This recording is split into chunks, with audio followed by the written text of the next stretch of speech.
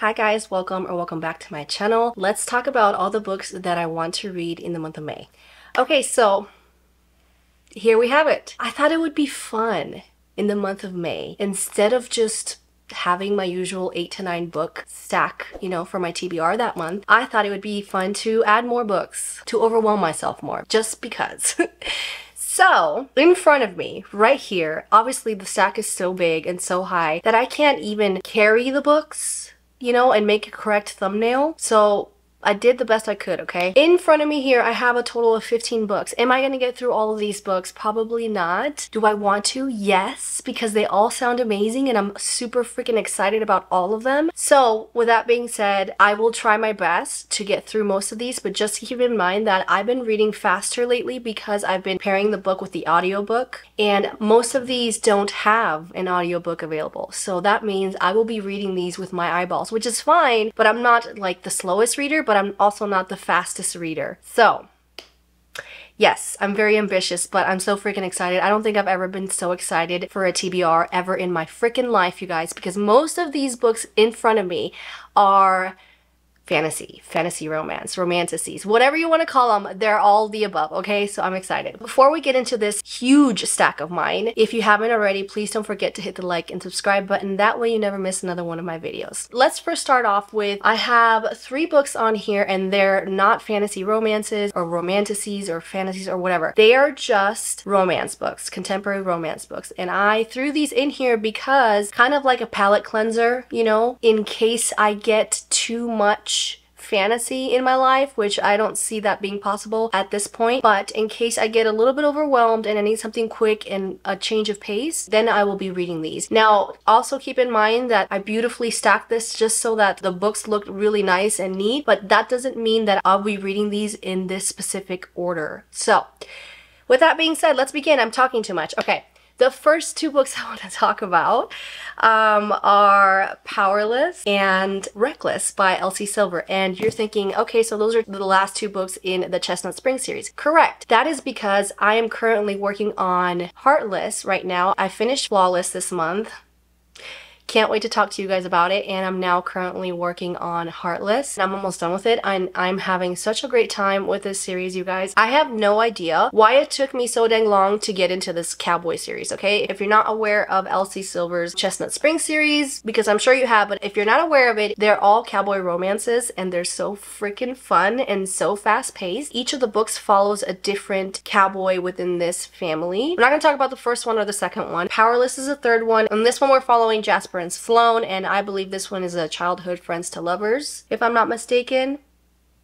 And that's all I need to know. I know I'm having such a great time reading these books and they fly by so fast. I'm so glad I'm finally getting to them. The next one is Reckless, and I think this one has a pregnancy trope in it. So this one we're following Theo and Winter, and again, I think this one has a pregnancy trope in it, but I've heard that this one is a lot of people's favorites, so I'm really excited to get to it. The next and the last contemporary romance book that I want to try to read this month would have to be The Deal by Elle Kennedy. This is the first book in the Off-Campus series. I think these are hockey romances set in college. I've read one hockey romance. I'm like neutral about sports romances. I'm not super excited to read them, but I enjoy them when I do. I've heard nothing but great things about this series, and I've heard that this is a really great series to get into if you're trying to get into sports romances and hockey romances. I can't wait. I'm excited. I know that I'm gonna love it. I just know because I've heard such great things. I'm only gonna read this from the back of it, okay? And it just already sounds good. It says, she's about to make a deal with a college bad boy, and it's going to be oh so good.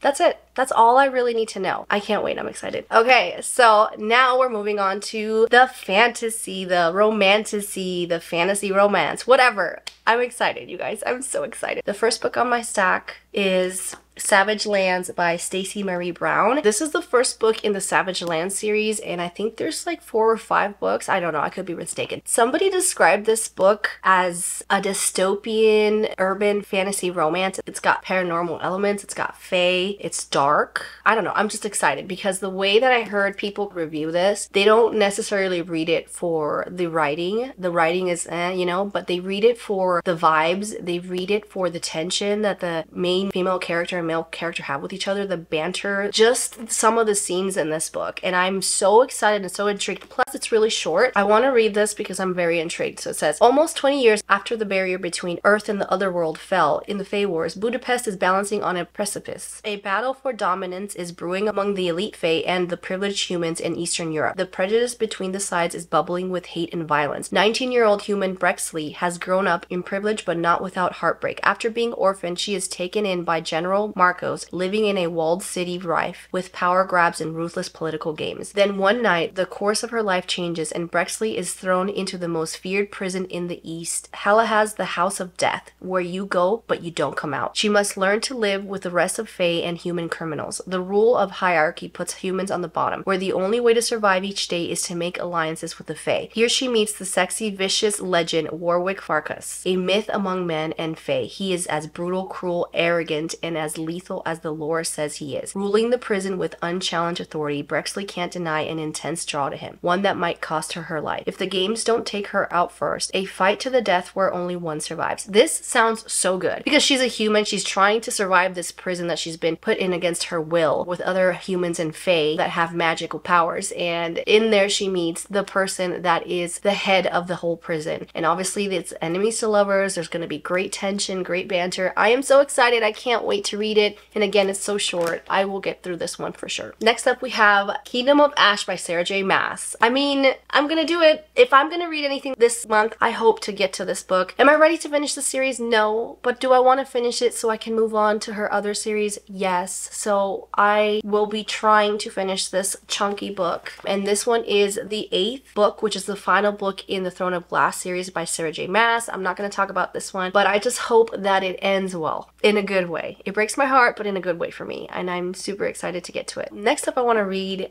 Lightlark by Alex Aster. Some of these books I'm going in blind, okay? Like I've only seen really small blurbs or snippets or reviews on them and it just hooked me to the point where I had to read them, and this is no different. So this is a YA fantasy. I think it's an enemies to lovers as well, and I really don't know anything about it. All I know is that the second book in this series, I think right now it's just a duology, and all I know is that the second book in this series has a main male character that reminds people of Rhysand from ACOTAR, and that is my favorite book boyfriend of all time right now anyways. I mean, Kai from Powerless is right up there with him too, but nobody right now, as far as I know, beats Rhysand from ACOTAR. So I really want to read this book because I want to get into the second one as well, obviously. Every 100 years, the island of Lightlark appears for only 100 days to host a deadly game, where the rulers of 6 realms fight to break their curses and win unparalleled power. Each ruler has something to hide. Each curse is uniquely wicked. To break them and save themselves and their realms, one ruler must die. To survive, Isla Crown must live, cheat, betray, even as love complicates everything. So there's trials in there.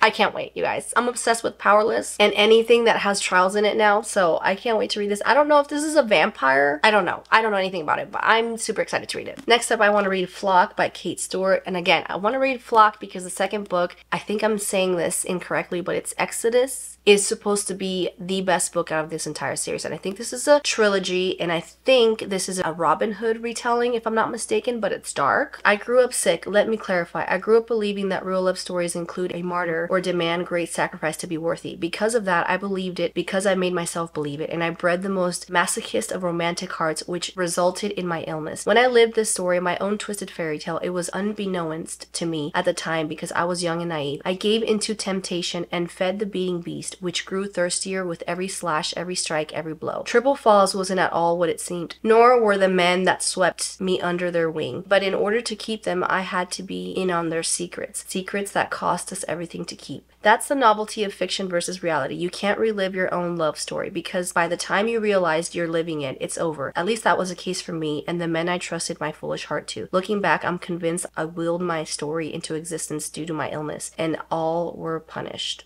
Is this a White Shoes? I don't know. It sounds like it, but it sounds very interesting. Almost a little poetic just by reading the synopsis. So I'm excited. I can't wait. Then I want to read The Veiled Kingdom by Holly Renee. Now this came out in April, I believe. I haven't heard a lot about it, but the very few people that have read this book have said that it's so good. I think it's only going to be a duology, or I'm not sure. The next book comes out in July, I think. I could be wrong. This is a really good, steamy enemies to lovers fantasy romance. It's short, it's sweet, but there's banter, there's tension, there's just everything that you're looking for when you want to read an enemies to lovers fantasy romance, and I am here for it. It's also very short too, so I'm not gonna have a problem finishing this one this month. I'm so excited to get to this. You guys have no idea. Next up, I want to read Spark in the Everflame. This is book 1 of the Kindred's Curse saga. I've heard such great things about this, you guys. This is like a slow burn fantasy romance. I think it's also enemies to lovers, if I'm not mistaken, and it gives you, I'm not sure if they said Throne of Glass vibes or not, but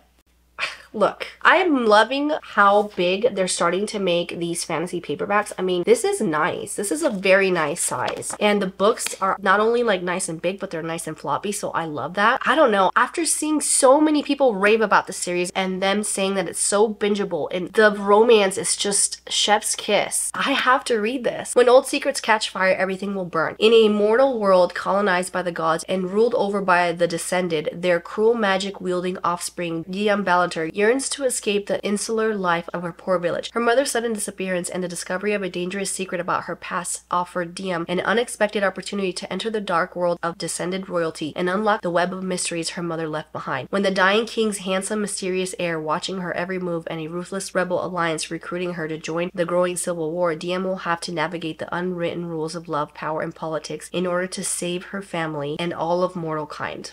That sounds so good. The Book of Azriel by Amber V. Nicole. I kid you not on how much I've seen such great reviews on this book, and everybody that reviewed it all said the same thing. They said that they regret not reading this book. Okay, I really don't know anything about this. All I know is that the main female character is a badass. She reminds you of Elaine from Throne of Glass. She's ruthless. She's such a badass like that, and also I think she's a dragon shifter. I could be wrong, but I think she's a dragon shifter. This is book 1 of the Gods and Monsters series. I think for now it's a 3-book series. I'm not sure if it's finished or not, but I'm excited to read it because, again, I heard such great, incredible things about it. For 1,000 years after the Gods' War, the Otherworld has known peace, but soon that too will change. An old enemy driven by revenge slowly builds an army behind the scenes. Temples are being ransacked in search of an item long lost, and enemies since the dawn of time must put aside their differences if they have and hope for survival. Wow, that's very vague. It's interesting, but very vague. I'm kind of going into these books blind, and I freaking love that. The next book I want to read is book 1 in the Ruthless Boys series, and that is Dark Fae by Carolyn Peckman. In my April wrap-up, I was talking to you guys about going into my Zodiac Academy journey, and this is a spin-off series that takes place in Zodiac Academy, but it takes place 5 years before Zodiac Academy, and because I want the full-blown experience of what this world has to offer me with these characters, I want to read the interconnected series in between Zodiac Academy. So I'm almost done with book 3 right now. The list that I'm following says that after I read book 3, I start off reading book 1 in the Ruthless Boys series. I read all 5 books of this series before I continue on with Zodiac Academy, and that's exactly what I'm doing. Again, I'm having such a great time reading this series. The books are chunky, and I hope to get through this series sooner than later because I'm starting to get hooked on these books and these characters and this world and this magical school. Like everything in these books has been a fun time. The Serpent and the Wings of Night by Carissa Broadbent. This is book 1 in the Crowns of Nexia series, if I'm saying that right. I think there's 3 books right now. I think the 3rd one came out. I don't know if it's finished or not. And this is a fantasy romance, enemies to lovers, I think. Vampire fantasy romance. And I haven't read anything like this yet. I mean, I am reading Zodiac Academy and that has vampires in it. I'm sure you guys have heard about the series. It's still very popular and I just am excited to see the hype on this because this also has trials and it also has that kind of vibe that I'm looking for. This next book, I mean, I'm still excited about this book, but it's the least one that I'm excited for out of this whole stack in front of me. If I get to this book, great, but if I don't, then that's okay too because there's other books in this stack that I'd rather read more, you know? Now this one is part of my Once Upon a Book Club's April box, and that is The Revenant Games by Margie Fuston. This one is the first book in the Revenant Games series. I don't know how many books there's going to be in the series because this is fairly new. This just came out recently. This is a YA fantasy romance. It's high fantasy. It has vampires, it has witches. So it sounds really, really interesting, which is why I picked it up. And it also has kind of like a mystery element to it. Humans are a vampire's prey. They aren't supposed to enjoy getting caught.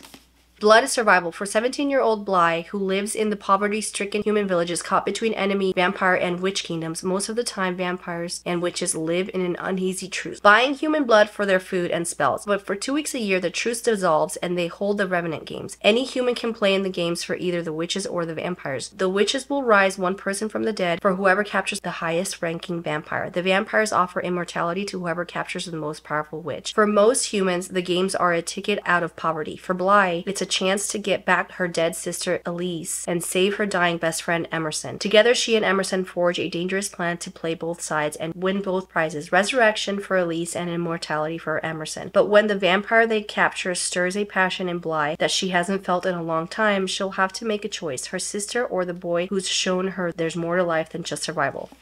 Oh my god, that sounds so freaking good, you guys. It's got everything. It's got games, trials. This is, again, on my TBR. It was on my TBR last month, but I'm so determined to finish it to see if I actually really love this series or not. And that is Iron Flame by Rebecca Yarros. I started this last year. I soft DNF'd it because I just wasn't in the mood for it. I'm enjoying this book better than I enjoyed the first one. And everybody else likes the first one better, but that's okay. That's why we all have different opinions, guys. That's fine. I only got up to page 206, so I read a good chunk of it, but then I soft DNF'd it, like I said. So I really want to pick it back up because I'm in the mood to be in this world again with dragons and the enemies to lovers and just the tension. And if you didn't know what this book is about, I'm not going to tell you because it's book 2 of the Empyrean series, and I think there's going to be 5 books in this series. Book 3 will come out sometime next year, I think. I could be mistaken. So I want to be caught up with the series, and I want to see if I enjoy it that much to continue it. But so far, so good. I'm enjoying this book. And then the last book on my stack, I don't know why I put this on my stack because it's so